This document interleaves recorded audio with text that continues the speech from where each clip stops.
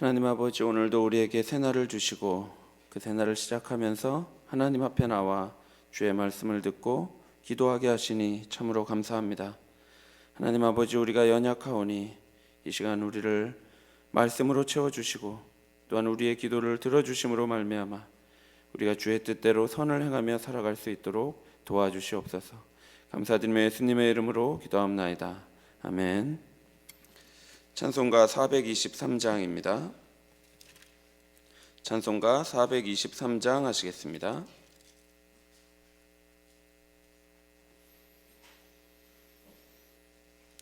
찬송가 423장, 통합찬송가 213장 함께 하시겠습니다.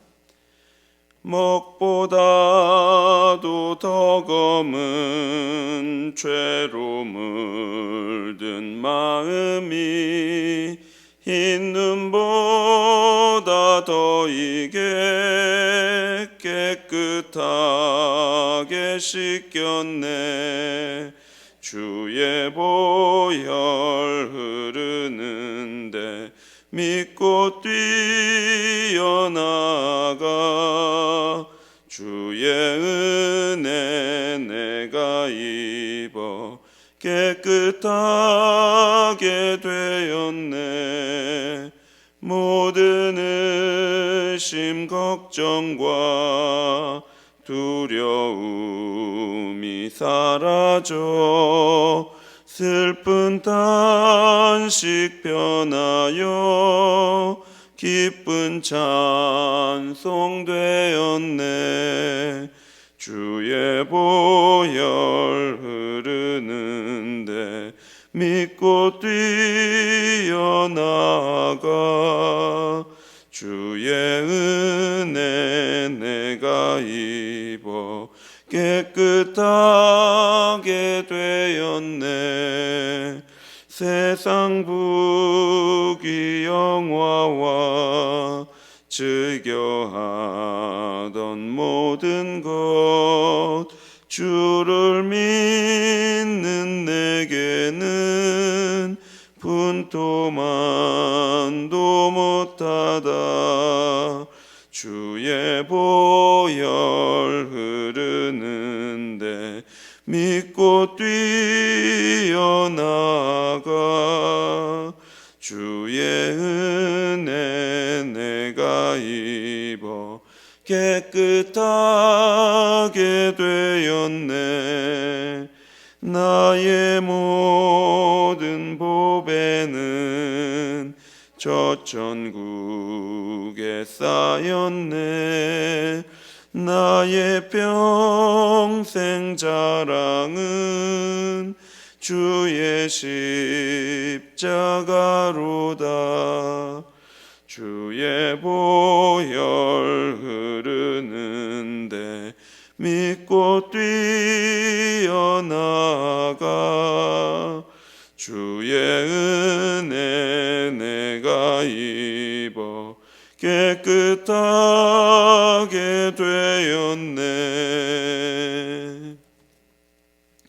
성경 말씀 누가복음 11장 37절부터 44절입니다. 누가복음 11장 37절에서 44절까지 말씀입니다.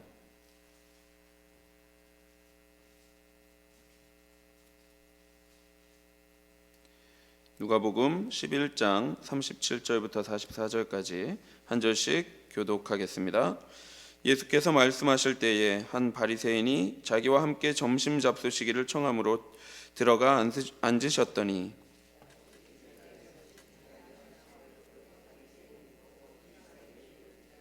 주께서 이르시되 너희 바리새인은 지금 잔과 대접의 겉은 깨끗이 하나 너희 속에는 탐욕과 악독이 가득하도다.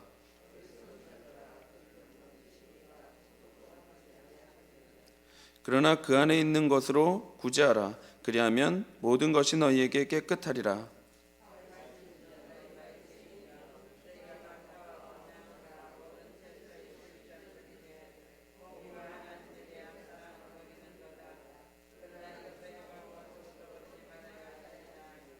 화 있을진저 너희 바리새인이여 너희가 회당의 높은 자리와 시장에서 문안받는 것을 기뻐하는도다.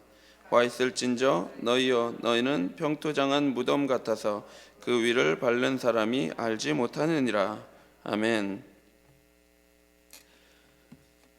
우리는 오늘과 내일 이틀 동안 이스라엘을 대표하는 두 부류의 종교적 지도자, 즉 바리새인과 서기관의 타락상을 보게 될 것입니다.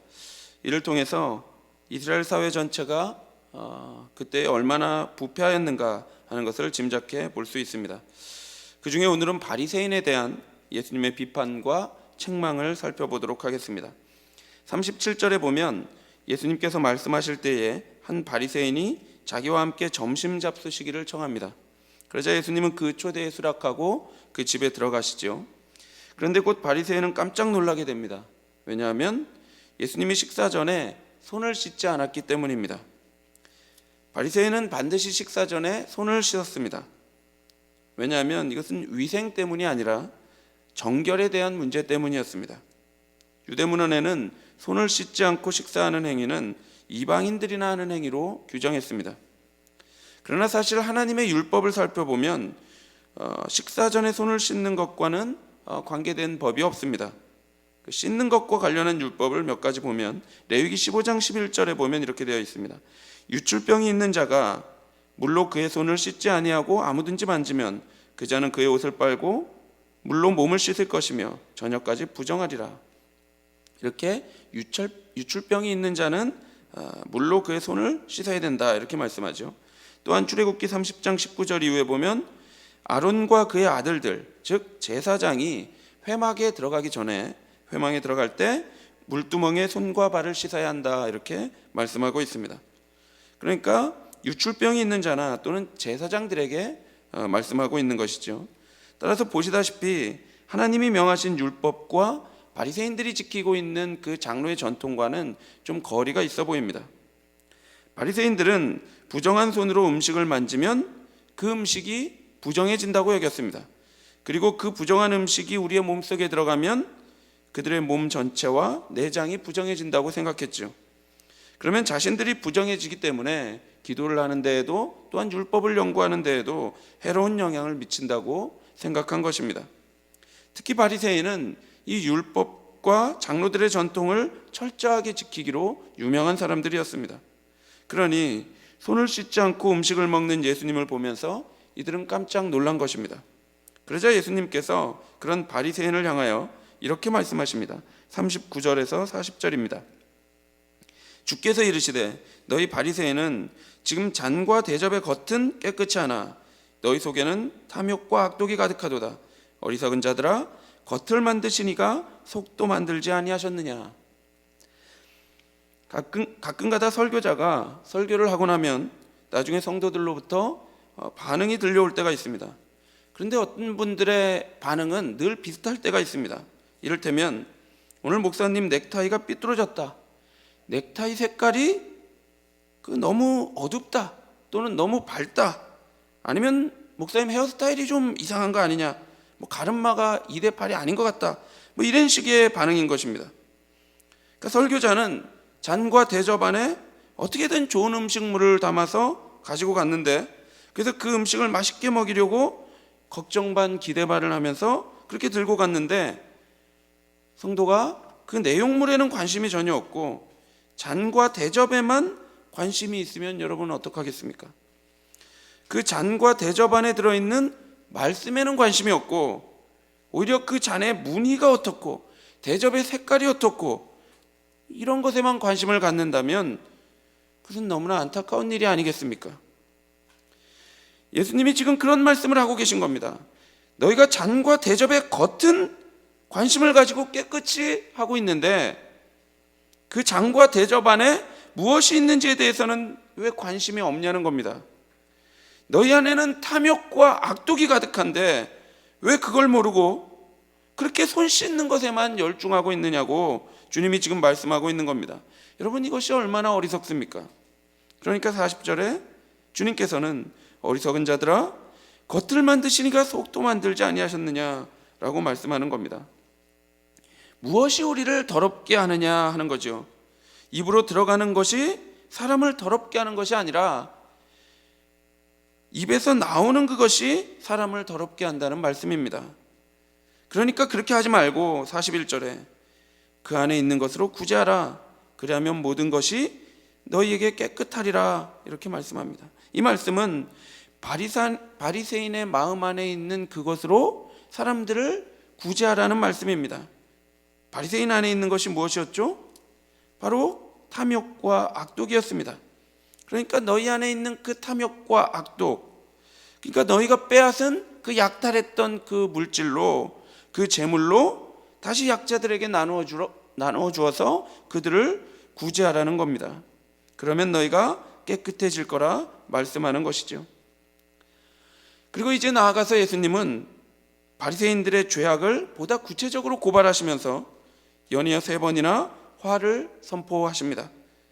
말하자면 현재 행동을 너희가 계속한다면 너희가 화를 피할 수 없을 것이라고 경고의 말씀을 하시는 것입니다. 첫째로 42절을 보니까 바리새인들이 박하와 운양과 모든 채소에 11조는 드립니다. 바리새인들은 매우 꼼꼼한 사람들입니다. 사소한 율법이나 장로들의 전통을 조금도 그냥 지나치는 법이 없습니다. 아주 철저하게 지키기로 유명한 사람들입니다. 그러니까 박하의 11조 또는 운양의 11조, 여기서 운양은 독특한 향기가 나는 식물을 말합니다. 이런 식물에도 11조를 다 계산해서 드린다는 겁니다. 또한 모든 채소에도 11조를 계산하여서 다 드렸습니다. 그런데 여러분 42절 중반의 이후에 보면 어떻습니까? 그 11조는 드리되 공의와 하나님께 대한 사랑은 버리는도다, 이렇게 말씀합니다. 11조는 예배를 섬기는 사역자들에게 뿐만 아니라 당시 외국인이나 과부나 고아와 같은 가난한 사람들을 돕기 위한 것이었습니다. 말하자면 공의를 위한 제물이었던 것입니다. 또한 11조는 하나님께 드리는 사랑을 표현하는 것이었습니다. 우리가 소출의 10분의 1을 하나님께 드림으로써 우리의 모든 소유가 우리의 것이 아니라 하나님의 것임을 고백하는 것이죠. 그러면서 하나님께 대한 우리의 사랑을 고백하는 것입니다. 그것이 11조입니다.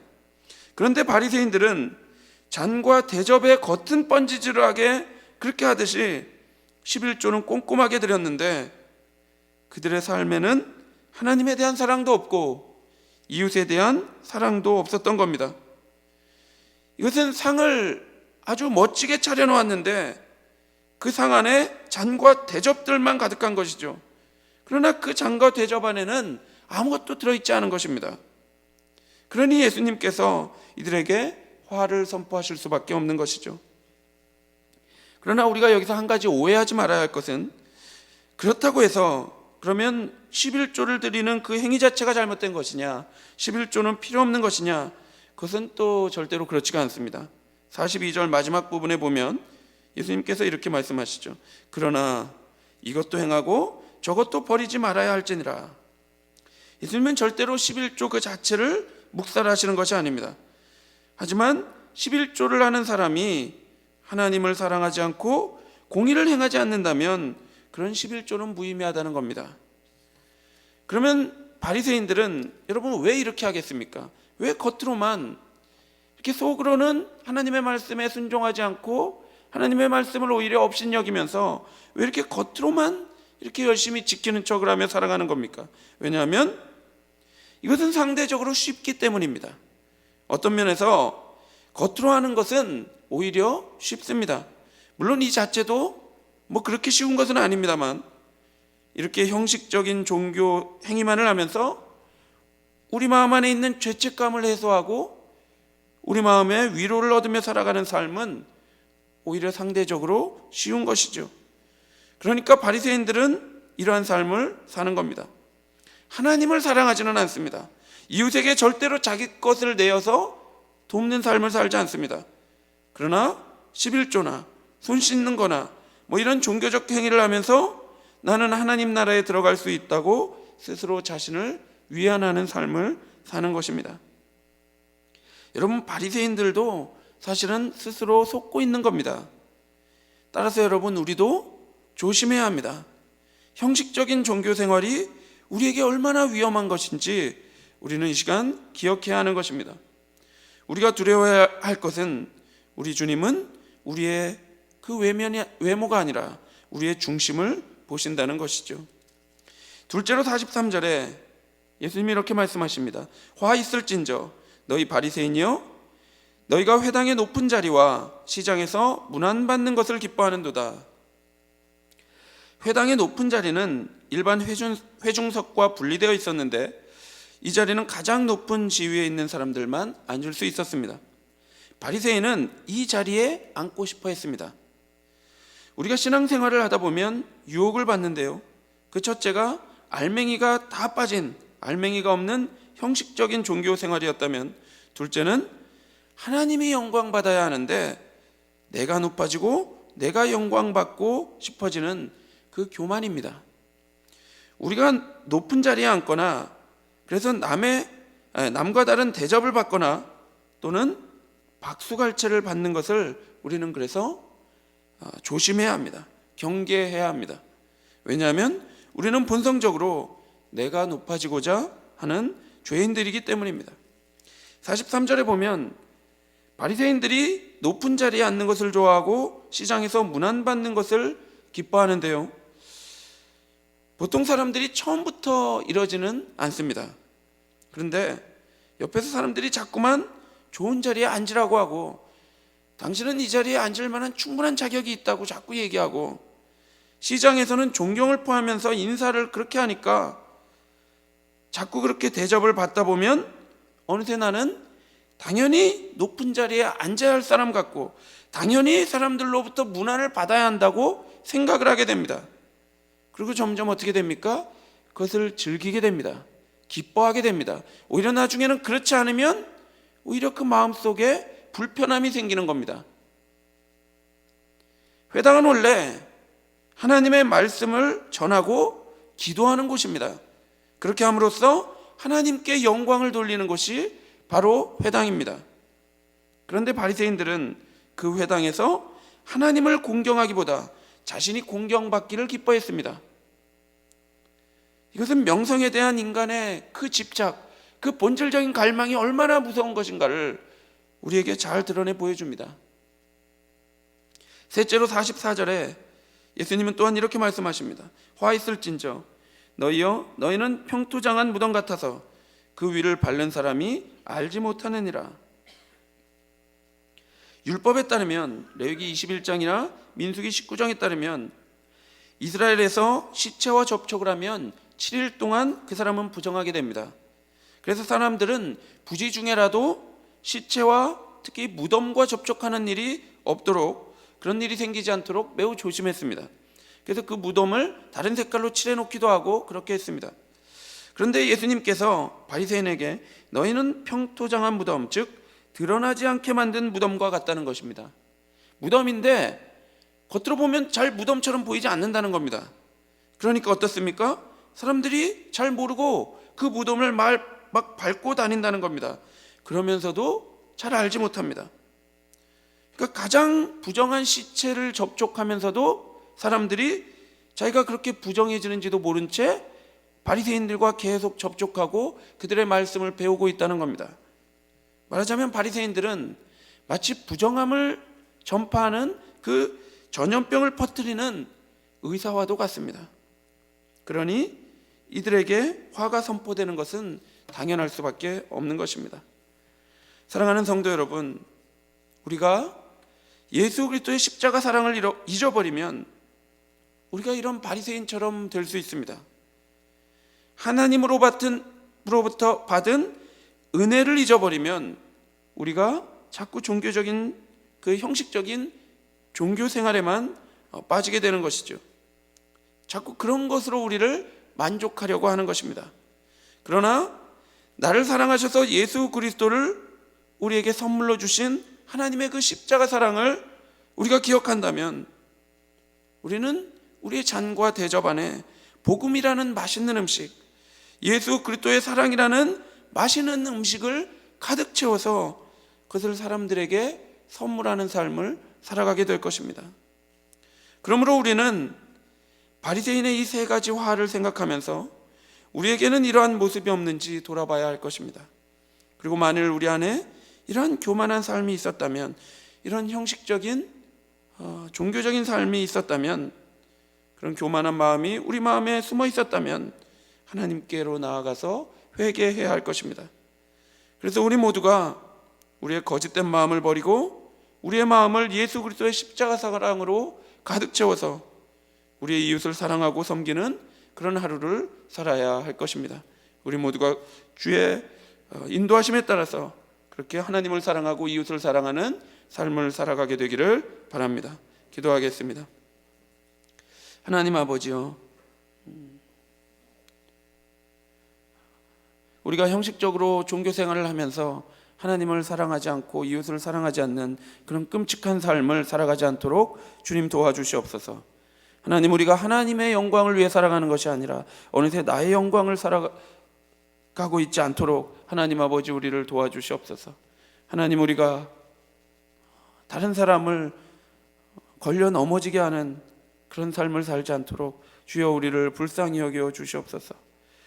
우리의 마음을 이 시간 하나님의 그 복음으로 가득 채워 주셔서 하나님, 우리가 그 복음을 우리 마음 안에 채워서 많은 사람들을 돕고 섬기는 인생 살아갈 수 있도록 주여 인도하여 주옵소서. 감사드리며 예수님의 이름으로 기도하옵나이다. 아멘.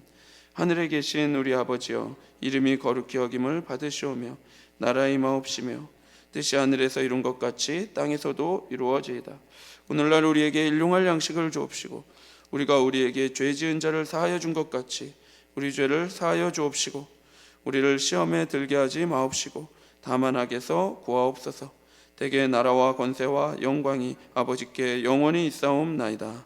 아멘.